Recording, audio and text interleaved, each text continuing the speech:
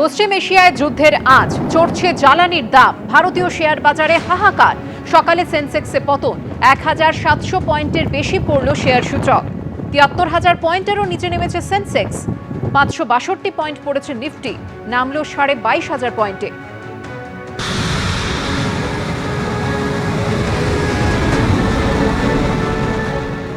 শিলিগুড়িতে এবার দুই হেভিওয়েটের লড়াই, তৃণমূলের গৌতম দেব বনাম বিজেপির শঙ্কর ঘোষ।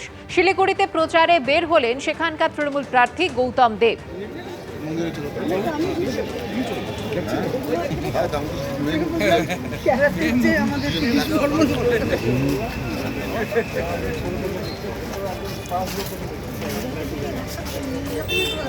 দেখি দাদা, আপনি একটু পিছনে।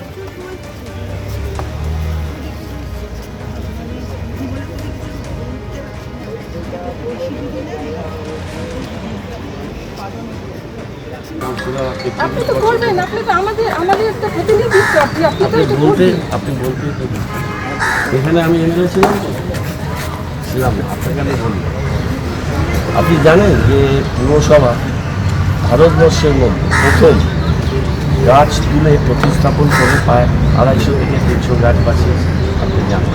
আপনি জানেন, শুনুন, আপনাকে আমি নিয়ে যাবো একদিন। আপনি যখন এত সমাজ সচেতন মানুষ, ১ নম্বর হচ্ছে গাছ প্রতিস্থাপন করে গাছ বাঁচিয়েছে।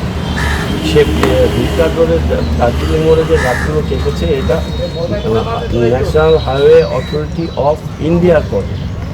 এরা আমাদের সাথে কথা বলেনি, এরা অন্য এক জায়গায় একটা এনজিওকে কিছু টাকা দিয়েছে, তারা গাছ লাগানোর।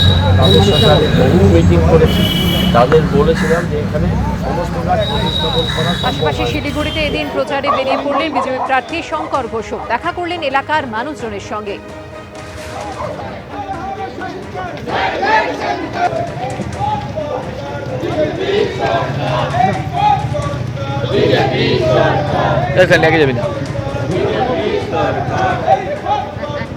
একজন অদক্ষ, নিজের সাথী সহযোগীদের কাছে ধিক্কৃত মাননীয় মেয়র সাহেবের এই সময়কালে তিনি যে সুযোগটা পেয়েছিলেন, রাজ্যে তৃণমূল, শহরে তৃণমূল, সেই জায়গায় দাঁড়িয়ে যে অদক্ষতার পরিচয় দিয়েছে, দুবারের মন্ত্রী থাকার পরে যে উনি হেরেছেন, এটার থেকে প্রমাণিত হয় যে ওনার মধ্যে কাজ করবার যে ইচ্ছে সেটা ছিল না।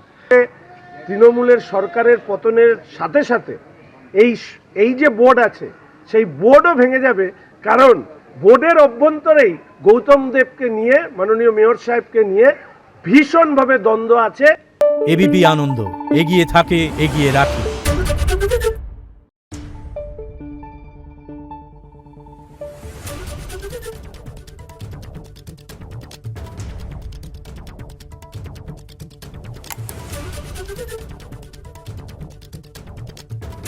Thank you.